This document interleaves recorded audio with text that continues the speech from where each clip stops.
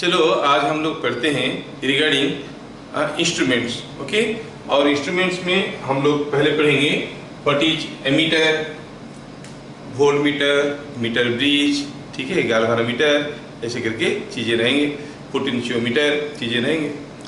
तो थोड़ा पहले मैं गैल्वेनोमीटर के बारे में व्हाट इज ए गैल्वेनोमीटर थोड़ा सा मैं बता देता हूँ, ठीक है।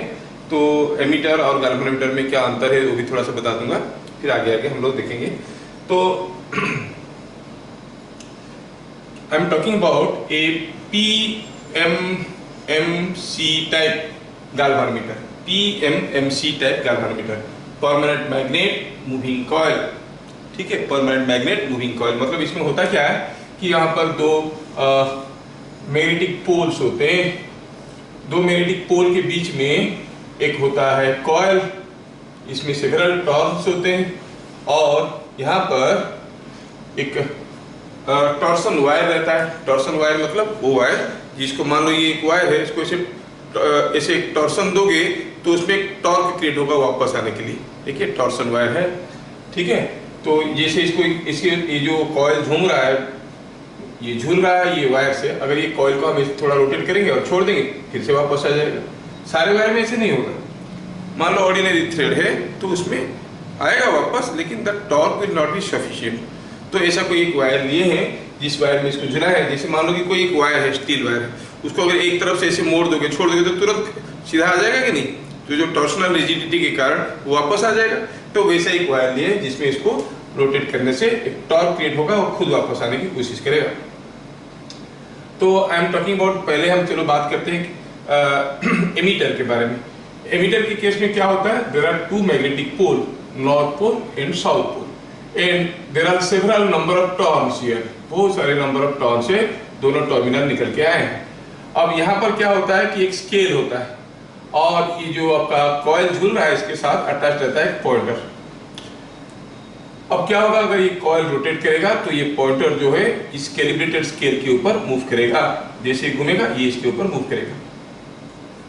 जब हम इसमें कोई करंट पास करवाते हैं, अगर इस कॉइल के अंदर से कोई करंट जाता है तो when a current I passes through it, this will experience a torque. हम पढ़ेंगे मैग्नेटिज्म चैप्टर में, the torque is given by BINA, और the torque is proportional to I।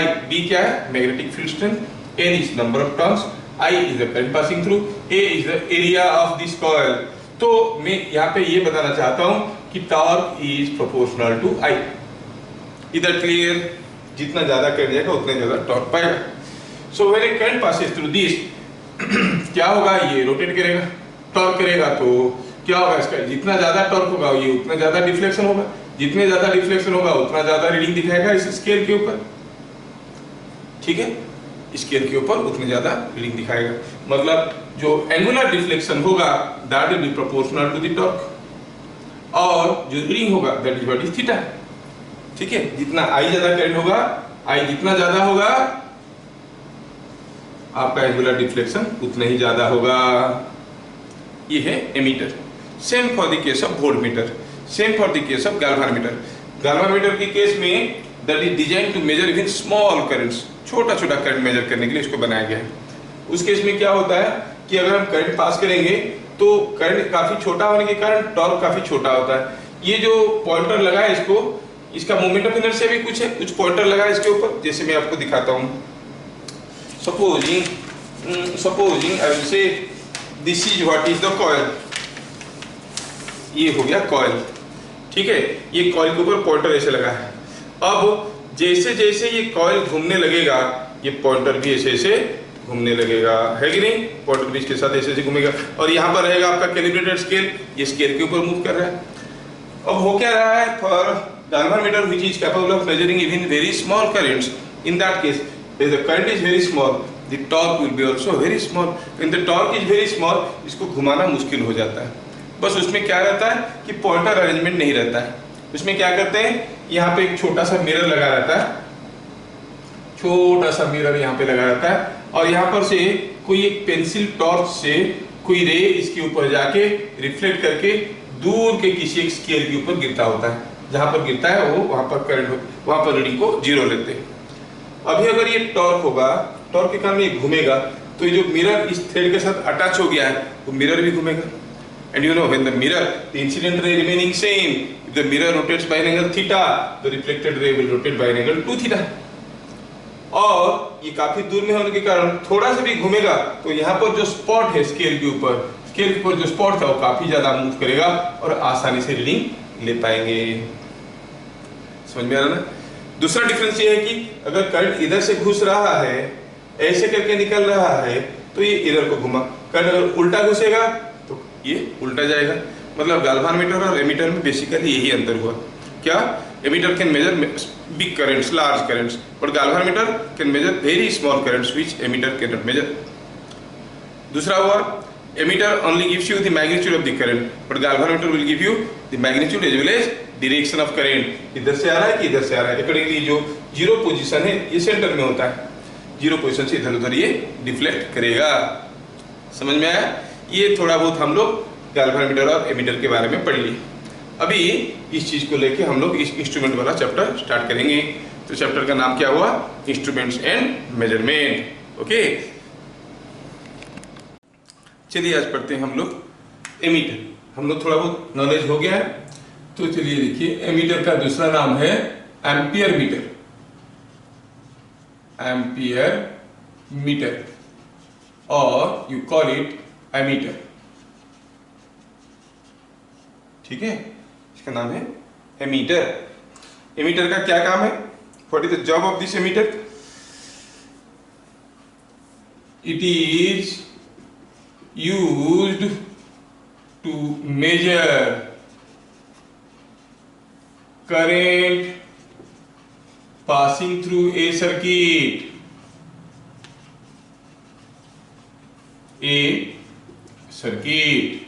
कोई एक सर्किट में कुछ करंट जा रहा है उसको मेजर करना है। अब थोड़ी देर पहले हम लोग देख चुके हैं कि ये मान लो कि कोई एक दो परमानेंट मैग्नेट से उसके बीच में कोई कॉइल झूल रहा है और यहाँ पर कोई एक पॉइंटर लगा है जो पॉइंटर किसी एक कैलिब्रेटेड स्केल के ऊपर मूव कर रहा है और इसमें दो टर्मिनल्स निकले हुए हैं, कुछ आई करंट घुस रहा है, आई करंट निकल रहा है ना? तो क्या होगा? A coil suspended in a magnetic field experiences a torque or movement by passage of current through it, ठीक। इसके अंदर से कोई करंट अगर जाएगा तो ये टॉर्क एक्सपीरियंस करेगा। So the pointer attached to coil deflects on a calibrated scale and gives reading, that is the magnitude of current। ठीक है, तो क्या हुआ? कोई एक कॉइल होता है, कॉइल के साथ एक पॉइंटर लगा है, पॉइंटर किसी एक स्केल के ऊपर स्लाइड कर सकता है। That coil is suspended by a torsion thread between two magnetic poles. Now the current to be measured is passed through this coil. The coil experiences a torque and rotates. The pointer deflects on the scale, gives the reading of the current. ये हो गया पूरा mechanism, जबकि आपको mechanism कोई नहीं पूछेगा। No one will ask you explain the mechanism of or making of this emitter। अच्छा, अब बात हुआ कि सपोज जैसे जैसे अभी हम लोग बात किए कि एक कॉइल हुआ, ये कॉइल एक मैग्नेटिक फील्ड में सस्पेंडेड है, पॉइंटर इसके ऊपर लगा हुआ है, नॉर्थ पोल साउथ पोल दोनों तरफ बैठे हुए हैं। अब नॉर्थ पोल साउथ पोल अगर दोनों तरफ बैठे हुए हैं तो आप इसमें देखोगे कि जो करंट पास करेंगे वो उसका रीडिंग देगा। अब हमारे पास कोई एक सर्किट है, चलो मानते हैं कि ये कोई एक सर्किट हो गया। सपोज कहेंगे 4 ओम का रेजिस्टेंस है और हम 10 वोल्ट का बैटरी लगाएं। हमें पता करना है कि यहाँ पर कितना करंट जाएगा। आपको तो मालूम 10 वोल्ट है, 4 ओम है, क्या करंट जाएगा 10/4 2.5 एम्पियर करंट जाएगा। लेकिन हमें मालूम नहीं है, हमें इंस्ट्रूमेंट यूज करके पता करना है कि यहाँ पर क्या करंट जा रहा है। तो यहाँ पर जो भी करंट जा रहा है उस करंट को हम इसमें पास करवाने की कोशिश करेंगे। कैसे करेंगे? इसको यहाँ से काटेंगे और इसको यहाँ पे जोड़ देंगे, इसको यहाँ पे जोड़ देंगे। मतलब इधर से जो करंट आ रहा था इधर से घूमते हुए निकल के आया कि नहीं आया। अब क्या होगा? जैसे ये करंट इसके अंदर से जाएगा ये टॉर्क देगा, ये घूमेगा, you will get the reading. तो पहला चीज क्या देखें हम लोग, ये जो इंस्ट्रूमेंट है इस 4 ओम के साथ वो कैसे लगा है, सीरीज में लगा है कि पैरेलल में लगा है? Same current is passing, so that is in series. तो क्या कहेंगे? The instrument is always connected in series with the circuit। जिस सर्किट में हमें करंट मेजर करना है उस सर्किट के साथ इंस्ट्रूमेंट को सीरीज में लगाया जाता है। अब क्या हुआ, हम इंस्ट्रूमेंट को सीरीज में तो लगा दिए, अब करंट जो जाएगा वो उसके अंदर रीडिंग दिखाएगा। मैं इसको थोड़ा साफ कर देता हूं, आप लोग लिख लिए होंगे पॉज लगा के। अभी जो एमीटर कॉइल है हम जानते हैं कि उसमें ज्यादा टॉर्क होगा। इसके लिए हम क्या करते हैं, इसमें बहुत सारे नंबर ऑफ टर्न्स रखते हैं, क्योंकि टॉर्क सब्सटेंशियल होगा तभी ना घूमेगा। और टॉर्क आप थोड़ी देर पहले प्रीवियस वीडियो में बताए थे, टॉर्क का क्या फॉर्मूला था?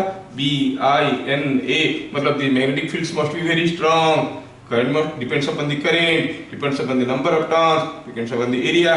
तो नंबर ऑफ टर्न ज्यादा करते हैं तो इसमें नंबर ऑफ टर्न ज्यादा करने से ये आसानी से घूमेगा, ज्यादा टॉर्क मिलेगा, घूमेगा। लेकिन नंबर ऑफ टर्न ज्यादा करने से तकलीफ क्या हुआ, इसमें अगर ढेर सारे नंबर ऑफ टर्न है तो एक लंबा वायर को वाइंड किया गया है तो उसका कुछ ना कुछ तो रेजिस्टेंस होगा कि नहीं होगा? कुछ रेजिस्टेंस होगा। That you can call as the internal resistance of the ammeter. Suppose हम कहेंगे कि रेजिस्टेंस है कितना 1 ओम, और ये रेजिस्टेंस 1 ओम है सपोज, तो टोटल रेजिस्टेंस कितना हो गया भाई? हो गया कितना? 4 + 1 5 ओम। क्या करंट जाएगा अभी? 2 एम्पियर। एमीटर क्या रीडिंग दिखाएगा? 2 एम्पियर। जबकि हम ये करंट को मेजर करना चाहते थे, मतलब जब ये कनेक्टेड था, ये कनेक्टेड नहीं था, यहाँ पे क्या करंट था? 10/4, दैट वाज 2.5 एम्पियर। तो यहाँ पर 2.5 एम्पियर करंट था, लेकिन मेजर करने के लिए हम लोग क्या किए, इसको कनेक्ट किए। अब रीडिंग दिखा रहा है 2 एम्पियर, मतलब गलत दिखा रहा है कि नहीं दिखा रहा है? तो जो रीडिंग वैल्यू आया वो एक्चुअल करंट से ज्यादा हुआ कि कम हुआ? कम हुआ। तो हम कहेंगे the instrument has negative error. क्या एरर? Negative error. मतलब that is the reading value is always less than actual value of current, है कि नहीं? एक्चुअल वैल्यू से कम हो गया कि नहीं हो गया? 2 एम्पियर हो रहा है जबकि 2.5 एम्पियर करंट जा रहा था।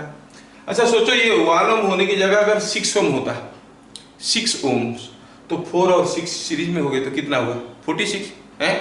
4 और 6 सीरीज में होने से हुआ 10 ओम हो गया। तो क्या करंट जाएगा? 1 एम्पियर करंट जाएगा। क्या रीडिंग दिखाएगा? 1 एम्पियर। एक्चुअल करंट क्या था? 2.5, अब दिखा रहा है कितना? 1। एरर और ज्यादा हो गया। मतलब जितने ज्यादा इंटरनल रेजिस्टेंस होगा उतना ज्यादा एरर होगा, है कि नहीं? क्या लिखेंगे? The error is due to the internal resistance of the emitter coil of the emitter coil. Higher internal resistance को थोड़ा नाम दे देते हैं क्या, आर ए.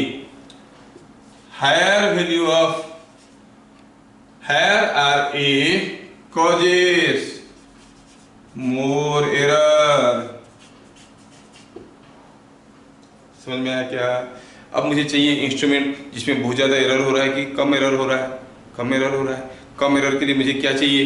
ये इंटरनल रेजिस्टेंस हाई होना चाहिए कि लो होना चाहिए? लो होना चाहिए. तो हम चाहेंगे कि एमीटर ऐसे डिजाइन करें कि internal resistance of the ammeter is very low as compare to the load resistance की सर्किट में हम मेजर करें. 1 ohm is not a small resistance, but suppose here it is 4000 ohm, तो 1 ohm रहेगा तब भी कोई फर्क नहीं पड़ेगा. ठीक है. सो टू मिनिमाइज द एरर कम होने के लिए, तो एरर कम होने के लिए इंटरनल रेजिस्टेंस आरए को क्या होना चाहिए? It should be very small as compare to the circuit resistance. समझ में आया? तो क्या लिखेंगे? इसको मिटाते हैं.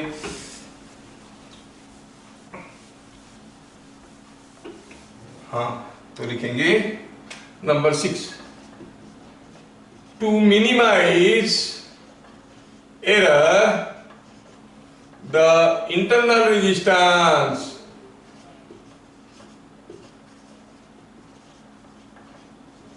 must be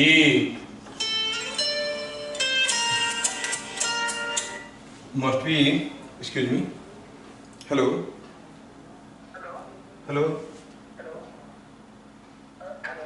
हाँ हेलो.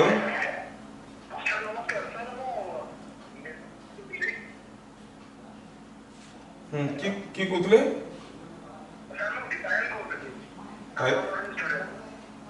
हाँ आयरन गोटे क्लास ভিতরে আছি. আর অধঘন্টা পরে 10 মিনিট পর ফোন করে পারিবা? ହେଲା ମୁଁ କଲ୍ ବ୍ୟାକ୍ କରିଦେବି. ଠିକ୍. To minimize error, the internal resistance must be very small as compared to the load resistance or circuit resistance. For ideal emitter, the internal resistance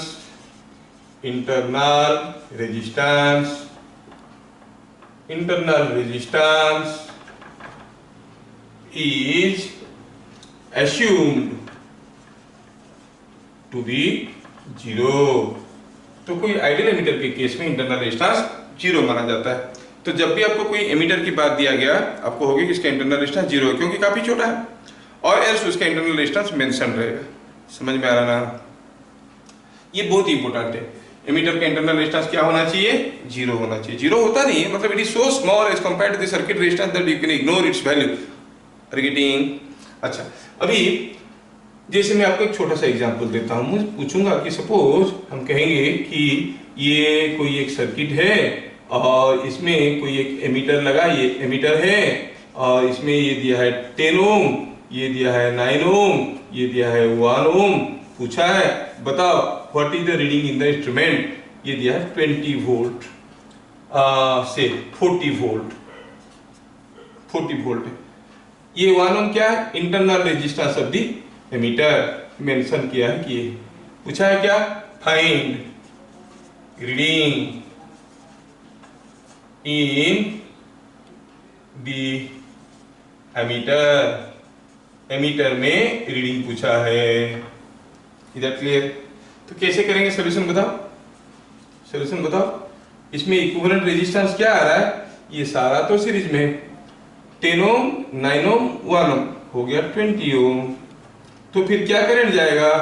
आई हो गया 40 volt by 20 ohm 2 ampere. That is the reading in the instrument. तो instrument में reading क्या आएगा? 2 ampere. यहाँ पर ammeter का internal resistance mention किया गया था. Mention the internal resistance is 1 ohm. लेकिन अगर मेंशन नहीं करेंगे तो क्या करेंगे? In that case we will assume the internal resistance is 0. ठीक है ना? जैसे मैं एक छोटा सा क्वेश्चन देता हूँ. ये क्वेश्चन में देखो, तो I am giving U A small question. अच्छा, अभी छोटा सा क्वेश्चन देता हूं, देखो ये वाला क्वेश्चन में क्या होगा।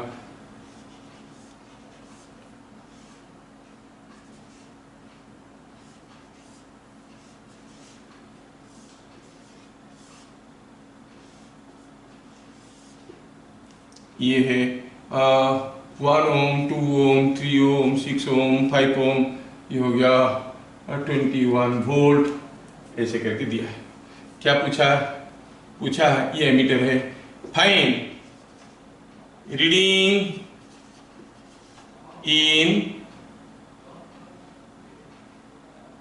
ये 3 ओम नहीं है, चलो थोड़ा आसान बना देता हूँ। Reading in ammeter, in the ammeter,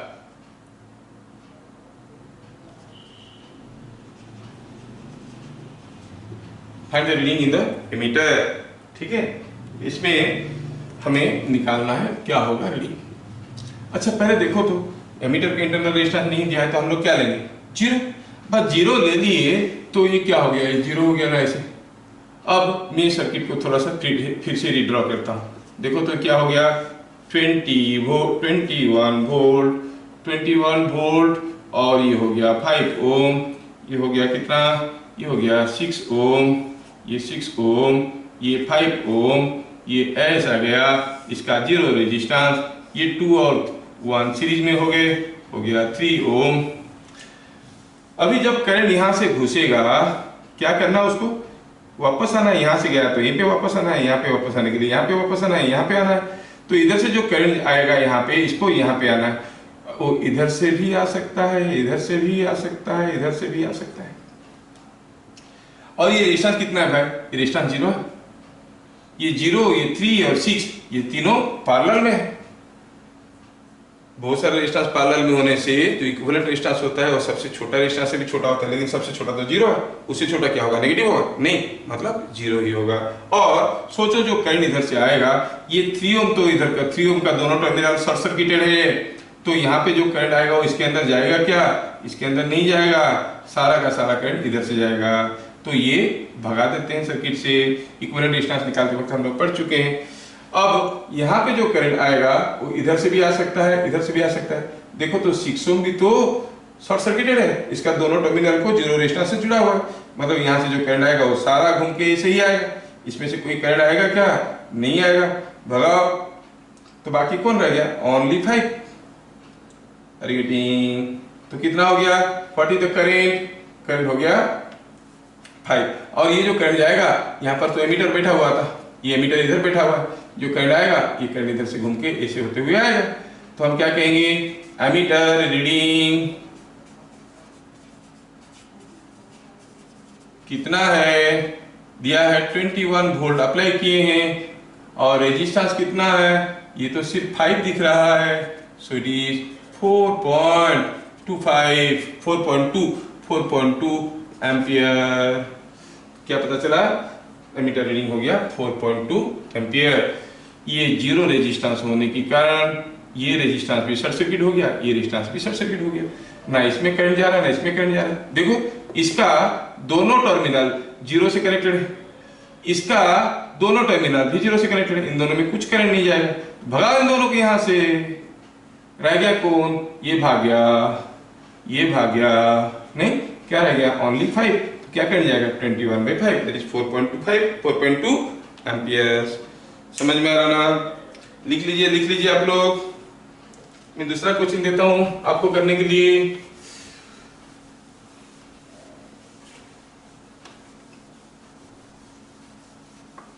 ठीक है, ये करिए।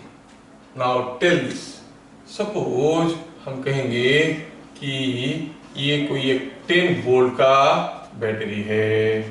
ये क्या हुआ है? ऐसे लगा है, यहाँ पर एक एमीटर लगा है, यहाँ पर 2 ओम का रेजिस्टेंस लगा है, यहाँ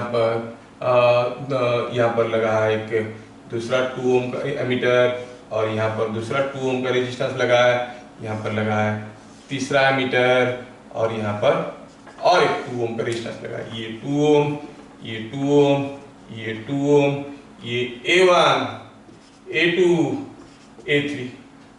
क्या पूछा? फाइंड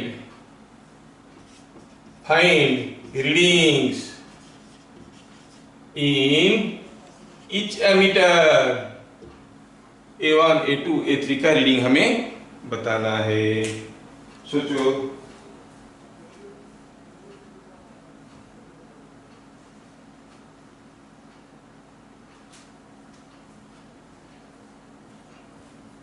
हमें अगर A1, A2, A3 का रीडिंग बताना है तो कैसे करेंगे? पहले सर्किट को ड्रॉ करेंगे। A1, A2, A3 का रीडिंग मतलब यहाँ पे क्या करने जा रहा है, यहाँ पे क्या करने जा रहा है, यहाँ पे क्या करने जा रहा है, हम जानना चाहते हैं। ठीक है, now let me redraw this circuit first. तो ये 10 वोल्ट हुआ, एमीटर का इंटरनल रेजिस्टेंस कुछ नहीं है 2, ये भी 2, इंटरनल रेजिस्टेंस दिया नहीं है तो will take it ideal ammeter 2 2 2। अच्छा, ये हर एक 2 ओम की अक्रॉस में पोटेंशियल डिफरेंस कितना है 10 वोल्ट, तो इसमें कितना करंट जाएगा 5 एम्पियर। इसमें इसके अक्रॉस में पोटेंशियल डिफरेंस कितना है 10 वोल्ट, इसमें भी जाएगा 5 एम्पियर, इसमें भी जाएगा 5 एम्पियर। तो पता चल गया कि यहाँ पर करंट है 5 एम्पियर। 5 एम्पियर कैसे, 10 वोल्ट 2 ओम, 10/2 5 एम्पियर। यहाँ पे कितना करंट गया 5 एम्पियर, यहाँ पे कितना करंट गया 5 ampere. Current in each 2 ohm is equal to 10/2 is 5 ampere। Now look back to the circuit। यहां से कुछ करंट आ रहा है, इधर से कितना आ रहा है 5 एम्पियर, तो यहाँ पे कितना है 5, यहाँ पे कितना करंट होगा, ये भी 5 है, ये भी 5 है, यहाँ पे होगा 10, और यहाँ पे 10 है, यहाँ पे 5 है, ये जा रहा है 10, ये 5, ये कितना होगा 15। आर यू गेटिंग, समझ में आ रहा है क्या? अगर यहाँ पे 5 एम्पियर जा रहा है तो यहाँ से 5 एम्पियर आ रहा है, यहाँ पे 5 एम्पियर, यहाँ पे 5 एम्पियर। भाई किरचॉफ करंट लो, इधर से क्या आ रहा है 10 एम्पियर, इधर से आ रहा है 10 एम्पियर, इधर जा रहा है 5 एम्पियर, तो इधर से कितना आ रहा है 15 एम्पियर। तो क्या पता चल गया, readings are A1 15 ampere, A2 10 ampere, A3 5 ampere. हुआ क्या? ठीक है, ये हो गया एमीटर का फंडामेंटल कोचिंग, जिसमें हम लोग कहेंगे कि एमीटर का इंटरनल रेजिस्टेंस कुछ नहीं है। ठीक है, अच्छा, अभी हम लोग देखेंगे एमीटर का रेंज इंप्रूवमेंट कैसे करते हैं। रेंज इंप्रूवमेंट ऑफ एमीटर, ये हो गया, इसको मिटाते हैं। रेंज इंप्रूवमेंट ऑफ एमीटर अभी हम लोग देखेंगे। ठीक है, हेलो बच्चे, आज हम लोग देखेंगे range improvement of voltmeter. Range improvement of voltmeter का मतलब क्या है? Let us understand range improvement of ammeter. क्या कहता है ये? सपोज हम कहेंगे कि हमारे पास एक एमीटर है जो कि 5 एम्पियर तक करंट विथस्टैंड कर सकता है, मतलब 5 एम्पियर में उसका फुल स्केल रीडिंग हो जाता है। और ज़्यादा करंट देंगे तो क्या होगा, क्योंकि 5 एम्पियर करंट के लिए बनाया गया है, उसकी जो कॉइल है उसका वायर उस हिसाब से बनाया गया है। ज़्यादा करंट ज़बरदस्ती पुश करेंगे तो दी coil will burn out, it will fuse. बाद में हम लोग जब थर्मल इफेक्ट ऑफ करंट पढ़ेंगे तब देखेंगे कि current carrying capacity of a wire depends upon the cross sectional area. कहने का मतलब हुआ जितना मोटा वायर होगा उतना ज़्यादा करंट जा सकता है। तो 5 एम्पियर के लिए डिजाइन करके पतला वायर दिया गया है, और सडनली आप अगर ज़्यादा करंट पास करोगे तो उड़ जाएगा। तो रेंज इंप्रूवमेंट का मतलब क्या हुआ? Suppose an ammeter is capable of measuring maximum of 5 amperes and you want to measure the current in a circuit where you presuppose the current may be something like 70 to 80 ampere. कितना है मालूम है तो major करने की क्या जरूरत है, 70 से 80 के बीच में कुछ होगा ऐसा आपको अंदाज है। बट आपके पास जो एमीटर है उसका कैपेसिटी क्या है, it can measure maximum up to 5 amperes. Using this ammeter how to measure the higher current means how to improve the rating of the ammeter from 5 ampere to that required 80 ampere. समझ में आया क्या? चलो देखते हैं। Let small im is rating of emitter, मतलब मतलब क्या, it can measure a maximum current of small I M. Capital I M क्या है, maximum current to be measure, ठीक है। अच्छा, और आर ए क्या है, internal resistance of ammeter. Suppose ऐसे डाटा दिया गया है, हमारे पास एक एमीटर कॉइल है जो कि मैक्सिमम 0 से स्मॉल आई एम तक मेजर कर सकता है, लेकिन हम इसके अंदर पास करवाना चाहते हैं कैपिटल आई एम। तो क्या करेंगे, ये सारा करंट अगर इसके अंदर से जाएगा, इसका कैपेसिटी कितना है, इतना करंट संभाल लेगा, ज्यादा करंट जाएगा तो उसका जान निकल जाएगा, मर गया चलाएगा, है कि नहीं। तो फिर क्या करना पड़ेगा, हमें कुछ करना है। लेट अस कनेक्ट ए डाइवर्टर रेजिस्टेंस। ऐसा एक रेजिस्टेंस लगाते हैं और इस रेजिस्टेंस को हम लोग कहेंगे शंट, लिखेंगे अभी SHUNT, shunt resistance is connected. इसका वैल्यू हम ऐसे चुनेंगे यहाँ पर कि यहाँ पर जब capital I M current supply करेंगे, ओनली स्मॉल आई एम इसके अंदर से जाएगा, बाकी सारा करंट मतलब capital I M minus small I M इसके अंदर से जाएगा। तो अगर ये capital I M maximum current देने से भी ये सेफ हुआ, इससे कम करंट देंगे तो इसका करंट भी स्मॉल आई एम से कम होगा, तो सेफ ही रहेगा। समझ में आया क्या, समझ में आ गया ना। तो अब क्या लिखना है, समझना है इसको ढंग से। क्या लिखेंगे, to improve the range of ammeter from small I M to capital I M. मतलब पहले ये small I M current measure कर सकता था, अब कैपिटल आई एम भी जाता है तो रीडिंग दिखाता है। अब जब कैपिटल आई एम जा रहा होगा, रीडिंग दिखा रहा होगा स्मॉल आई एम, पॉइंटर कहाँ होगा, ये जब पॉइंटर यहाँ पे है हम लोग कहेंगे कि कैपिटल आई एम है। समझ में आ रहा है। और else what we do usually after using a shunt here we modify the scale. Scale का यहाँ पर 0 रहता है, यहाँ पर रहता है कैपिटल आई एम। मतलब जब ये pointer small I M indicate करेगा तो आप दूसरे नया वाला स्केल में देखोगे कि ये कैपिटल आई एम दिखा रहा है ना, ये कैपिटल आई एम दिखा रहा है, तो काम बन जाता है। Without this shunt we make use of this scale, with this shunt we make use of this scale. Pointer तो वही लंबा वाला है, जब इसको रीडिंग करता है उसको भी रीडिंग करता है। वो सब कैसे, नया स्केल को कैसे डिजाइन करेंगे, what will be the calibration, proportionality constant, वो सारा हम लोग देखेंगे।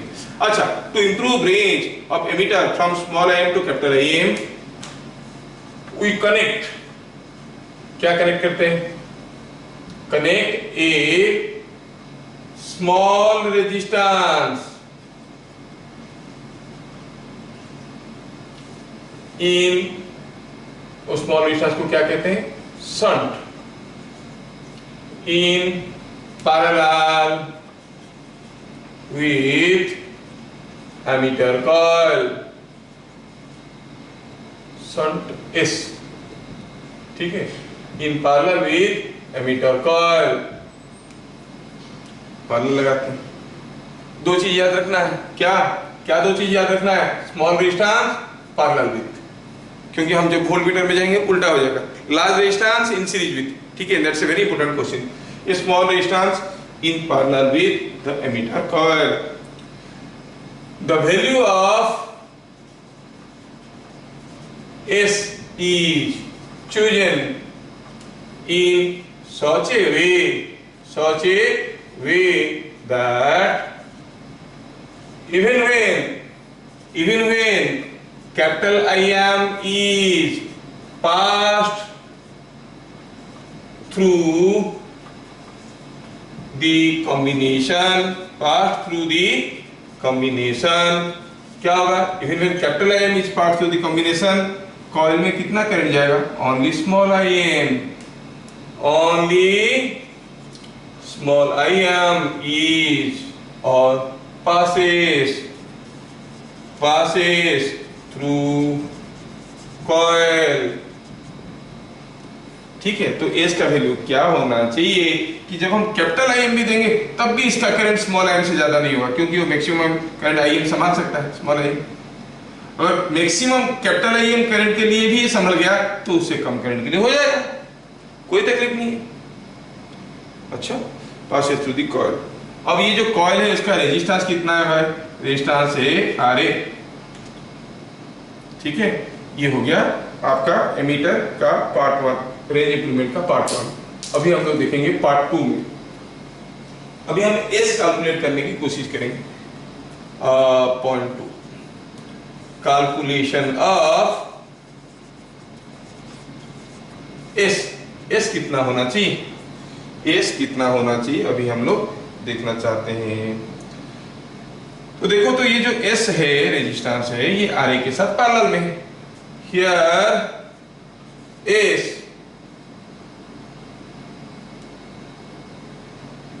is parallel to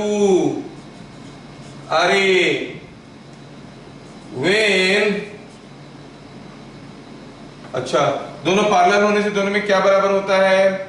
when two resistances are parallel, तो हम कहेंगे potential difference across them are same. दोनों के क्रॉस में पोटेंशियल डिफरेंस बराबर है।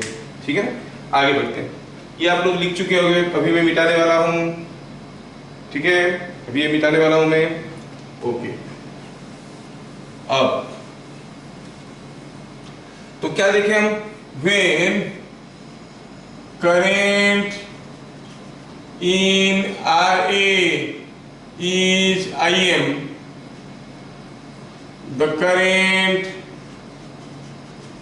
in S is, क्या बोलोगे आप? जब इसमें IM जा रहा है, कैपिटल IM करंट दे रहे हैं, तो इसमें IM जाएगा, तो इसमें करंट जाएगा capital IM minus small im। क्या लिखेंगे? Is capital IM minus small im, है कि नहीं? Capital IM minus small im, तो दोनों का पोटेंशियल डिफरेंस बराबर है। बस क्या पता चला? RA into small im is equal to S into capital IM minus small im। इससे क्या पता चला? What should be the value of S?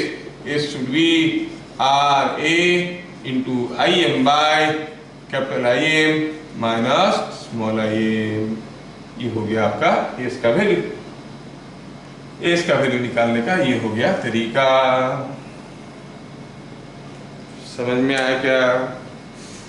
समझ में आया कि नहीं आया? अच्छा, पॉइंट नंबर 3। पॉइंट नंबर 3 में हम लोग देखेंगे कैलिब्रेशन प्रोपोर्शनलिटी कांस्टेंट के बारे में देखेंगे। कैलिब्रेशन प्रोपोर्शनलिटी कांस्टेंट है क्या चीज, कैसे निकालते हैं इसको मिटाते हैं। अभी आप लोग लिख चुके होंगे पॉइंट नंबर 3। तो ठीक है, जैसे ही हम शॉर्ट कनेक्ट कर दिए और पुराना स्केल तो काम नहीं कर रहा है, क्योंकि पुराना स्केल में तो करंट स्मॉल IM तक था। अब तो आप मेजर करना चाहते हो तो कैपिटल IM, तो आपको एक नया स्केल बनाना पड़ेगा। और नया स्केल में आप देखोगे, मान लो कि पॉइंटर यहाँ पर है, तो इस वैल्यू पुराना स्केल को करेस्पॉन्ड करता है, ये वैल्यू नया स्केल। तो फॉर ईच पॉइंट और each reading of the old scale has a corresponding reading in the new scale. तो न्यू स्केल और ओल्ड स्केल में रिलेशन क्या है? तो क्या कहेंगे पॉइंट नंबर 3 में? Calibration of new scale. Calibration का मतलब ये जो नया स्केल बनेगा उसमें हम मेजरमेंट का लगाएंगे ना। कैसे लगाएंगे? मान लो यहाँ पर ये था 5, तो 0 1 2 3 4 5, यहाँ पर 0 और ये था 100, 0 to 100, तो 1 के सामने क्या रहेगा, 2 के सामने क्या रहेगा, 3 के सामने क्या रहेगा, ऐसे करके, है कि नहीं? इसका मतलब हुआ when actual current is I, let current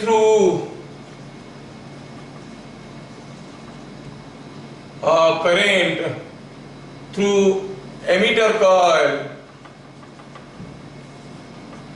is I. So for old scale reading I the new scale reading must be, क्या होना चाहिए, मस्ट बी आई एक्चुअल। क्या बोल रहा है, ये हो गया हमारा एमीटर कॉइल। अब इसके अंदर से हम एक्चुअली ये करंट भेज रहे हैं, इसको मेजर करना चाहते हैं, लेकिन होता क्या है, इसमें से जा रहा है ओनली स्मॉल आई और ये रीडिंग में स्मॉल आई दिखा रहा है। आई और एक्चुअल में हम डिफरेंस दिखना चाहते हैं। मतलब जब ये अपना ओल्ड स्केल में स्मॉल आई दिखाएगा, नया स्केल में क्या दिखाना चाहिए, आई एक्चुअल, है कि नहीं। तो चलो देखते हैं आई और आई एक्चुअल में क्या रिलेशन है। आप जानते हो ये रेजिस्टेंस आर ए है, ये रेजिस्टेंस एस है, तो आप जानते हो कि current division formula, two resistances are in parallel, IACT is fed to the circuit of combination of two parallel resistances. What is the current through array? तो क्या कहेंगे, I the current through array is opposite resistance by summation of the resistances into total current going into the circuit. तो what you find, the actual current is S plus RA by S times the old scale reading. ठीक है ना। तो इसका मतलब आप जानते हो for a particular value of S this entire thing is a constant. ये जो S plus RA by S है, S plus RA by S is called calibration constant. Calibration constant के मतलब कैलिब्रेशन कांस्टेंट का क्या डेफिनेशन हुआ, using calibration constant, ये term को यूज करके हम लोग क्या लिखेंगे, ये हो गया ना, इसको मिटाते हैं थोड़ा, कैसे लिखेंगे, कहेंगे कि जो ये कौन सा स्केल में आ रहा है, न्यू स्केल में कि ओल्ड स्केल में, नया स्केल में आ रहा है, तो आप कहोगे new scale reading is equal to k times old scale reading, old scale reading। ठीक है, ये हो गया कैलिब्रेशन प्रोपोर्शनलिटी कांस्टेंट, समझ में आया। Now when small I is IM, I actual कितना था, कैपिटल आई, तो K का वैल्यू क्या हो गया, it is new scale by old scale, that is capital IM by small IM।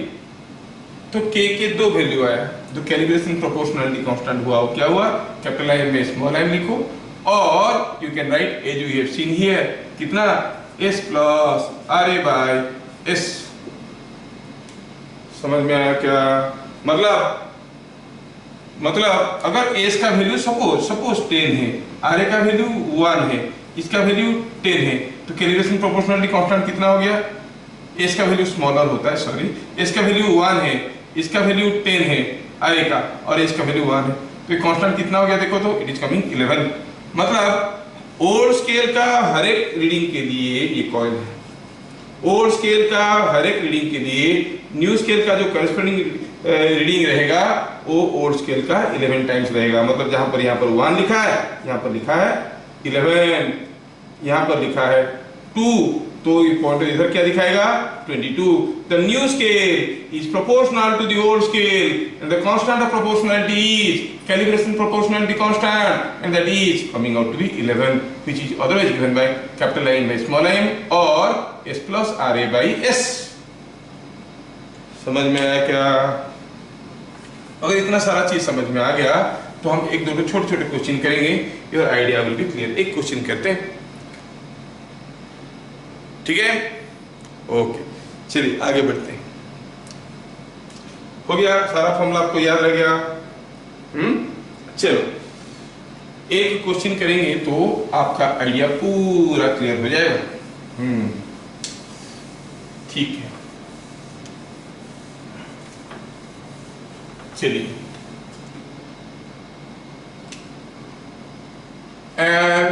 Ammeter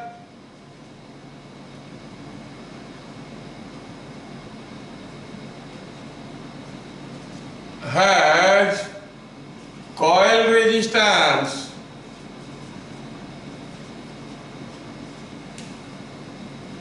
ohm and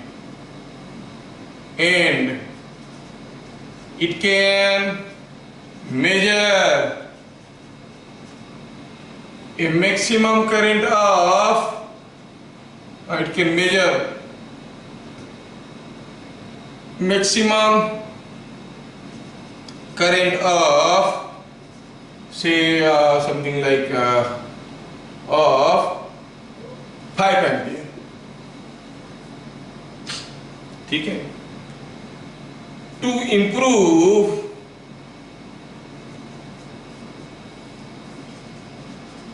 its range up to 80 ampere,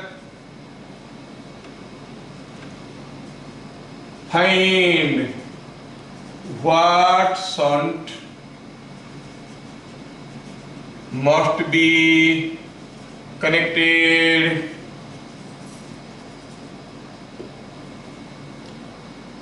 number 2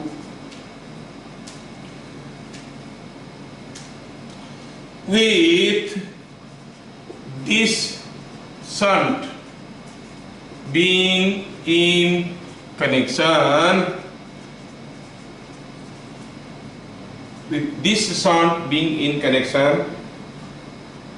find what shunt को connection में रखते हुए find what will be reading in new scale if old scale reads say 3.5 ampere,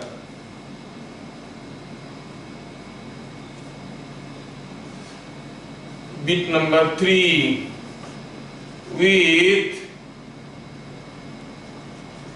shunt in connection the error in reading increases or decreases। हम जानते हैं कि हर एक instrument में कुछ कुछ एरर होता है और एमीटर में वो नेगेटिव एरर होता था, मतलब the reading value was actually less than the actual current, so there was a negative error. अब जो एरर था वो एरर बढ़ेगा कि घटेगा शंट लगाने से? Now go back to the question. पहला बिट दिया है, क्या दिया है डाटा, पहले डाटा लिखते हैं। हियर सॉल्यूशन, ठीक है। क्या दिया है, स्मॉल आई एम का वैल्यू क्या दिया है, डाटा देखो और बोलो। स्मॉल आई एम क्या था, what maximum current the instrument can measure without using a shunt, so what maximum current can measure, only 5 amperes। कितना मैक्सिमम करंट हम इसका मेजर करना चाहते हैं इसके थ्रू से 80 एम्पियर तक उसका रेंज को इंप्रूव करना चाहते हैं, मतलब capital M is 80। What was 80 ampere, what was the internal resistance of the ammeter, ammeter internal resistance दिया है ऑलरेडी, इंटरनल रेजिस्टेंस कहां है 10 ओम दिया है, सो इट इज 10 ओम। पूछा है रेंज को 5 से 80 करने के लिए क्या शंट चाहिए, अरे इसके क्या दिमाग लगाना है, फॉर्मूला तो हमारे साथ साथ है। क्या फॉर्मूला है, it is IM into RA by IM minus IM, formula भी देखे थे हम लोग, so we can find out. Hariom Hariom hello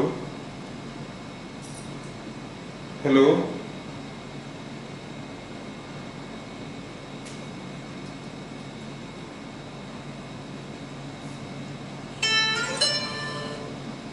hello नमस्कार, कौन तो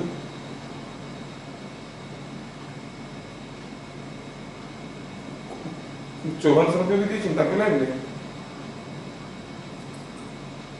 हो मोठं मोठ काढून हो मोठी क्लास चलची भेटून रेकॉर्डिंग। हां हाँ एबे मो क्लास चलछि मु देखि कोई दी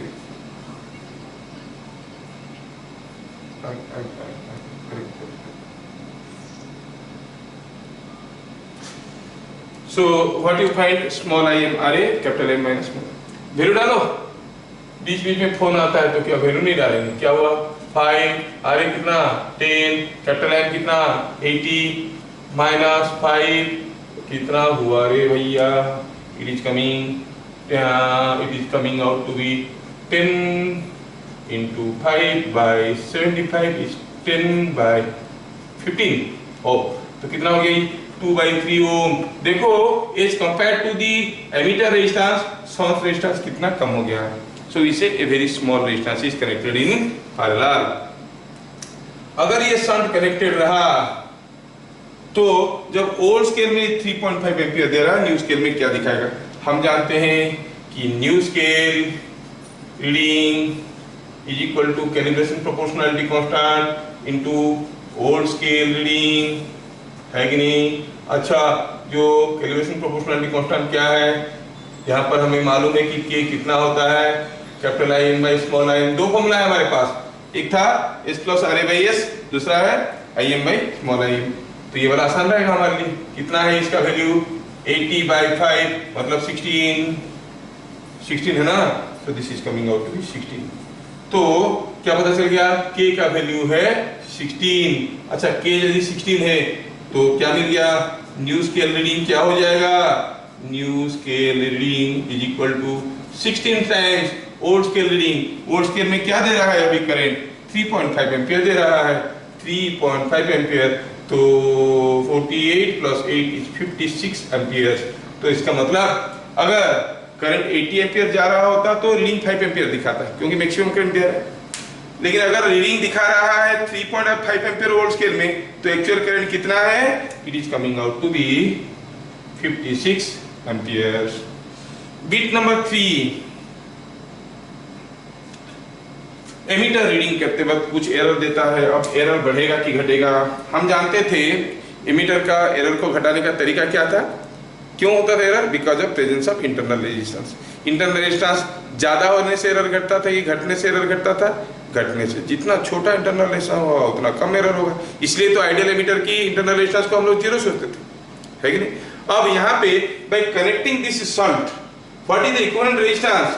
10 ohm is in series with 2/3 or in parallel with 2/3. It is in parallel with, because the shunt is connected in parallel.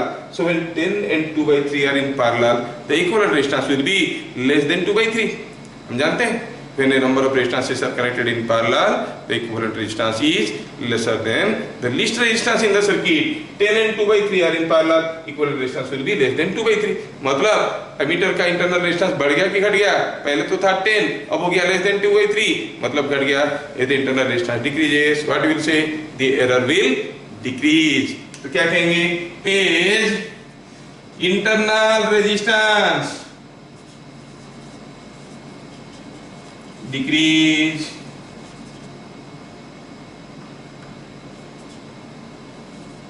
the error decreases। समझ में आया क्या? एरर भी घट गया। क्वेश्चन समझ में आया कि नहीं आया? देखो, आया समझ में? ठीक है, इसके ऊपर भी हम लोग और भी ढेर सारे क्वेश्चन देखेंगे। चलो, let us see some more questions we shall see on this. तो अभी हम लोग ये 3 क्वेश्चन को देखते हैं, ठीक है? पहला क्वेश्चन देखो तो, an ammeter has internal resistance 6 ohm to improve its range to 10 times what shunt must be connected. ये डाटा को थोड़ा ध्यान से देखो और क्या दिया है देखो। रेंज को 10 टाइम्स करना है, मतलब पहले अगर ये स्मॉल आई एम तक करंट मेजर कर सकता था, अब ये कैपिटल आई एम तक कर पाएगा, तो capital I M should be 10 times this. समझ में आया क्या? Capital I M is small 10 times small I M. पूछा है एज का वैल्यू क्या होगा? क्या आपको फॉर्मूला याद है? क्या था? I M into R A by capital I M minus small I M.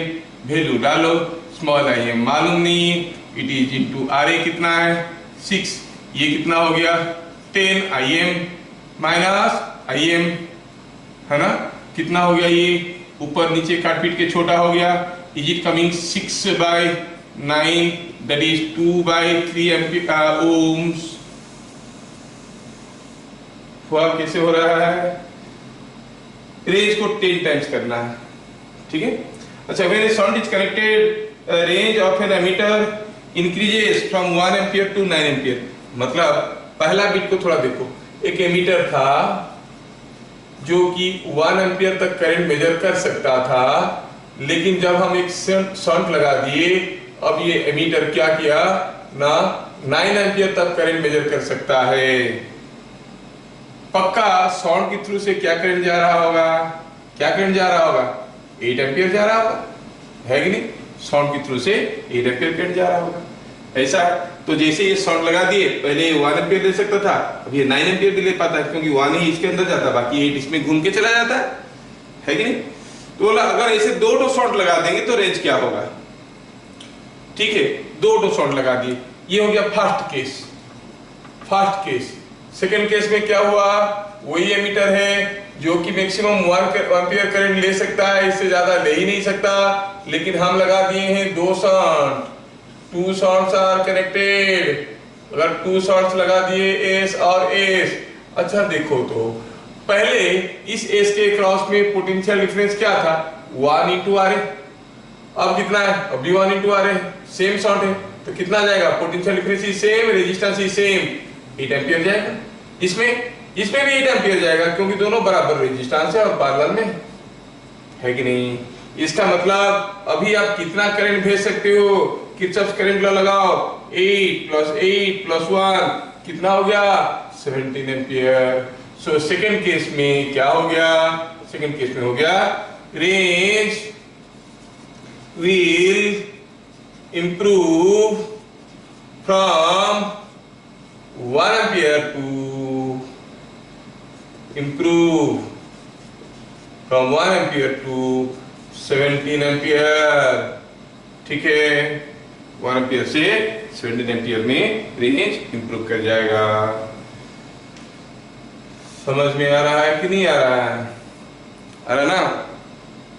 अब बोला है ऐसे 2 एमीटर लगा है, पूछा है बताओ reading in A1 and A2। अरे ये तो सिंपल सर्किट है भाई, इसको आप ऐसे कह सकते हो, पहला एमीटर का रेजिस्टेंस 2 ओम है, दूसरे वाले का रेजिस्टेंस 3 ओम है, और पूछा है कि इसके अंदर से करंट भेज रहे हैं 6 एम्पियर, और पूछा है बताओ रीडिंग I1 and I2। ये तो कोई भी बता देगा, इसमें जो रीडिंग जाएगा वो A1 का रीडिंग होगा, इसमें जो रीडिंग जाएगा वो A2 का रीडिंग होगा। तो I1 क्या है भाई, सॉल्यूशन में क्या बताएंगे, I1 is opposite resistance by summation of the resistances into total current is 6, है कि नहीं। तो कितना हो गया, 18/5, दैट इज 3.6 एम्पियर। ये हो गया रीडिंग ऑफ A1, क्योंकि I1 करंट मिल गया। A2 कितना होगा, चाहे तो आप ऐसे फॉर्मूला लगा सकते हो, लेकिन क्यों लगाएंगे, हमारे पास तो किरचॉफ करंट लॉ है ना। तो किरचॉफ बाबा क्या बोले, 6 एम्पियर करंट आ रहा है, 3.6 इधर से जा रहा है, तो I2 कितना होगा, 6 - 3.6, तो हो गया कितना, 2.4 एम्पियर। 2.4 एम्पियर करंट किधर से जाएगा, सेकेंड रेजिस्टेंस से जाएगा। मतलब सेकेंड रेजिस्टेंस में रीडिंग क्या हो जाएगा, अभी हो जाएगा जो सेकेंड एमीटर A2 में क्या रीडिंग होगा, 2.4 एम्पियर। समझ में आया कि नहीं आया, आया ना, ठीक है, ठीक है। अभी आपको समझ में आ गया कि एमीटर का रिलेटेड और ढेर सारे वैरायटी के क्वेश्चन हो सकते हैं, हम लोग कुछ क्वेश्चन यहाँ पे कर लिए, ठीक है। चलिए इसको मिटाते हैं। अभी हम लोग देखेंगे व्हाट इज वोल्ट मीटर।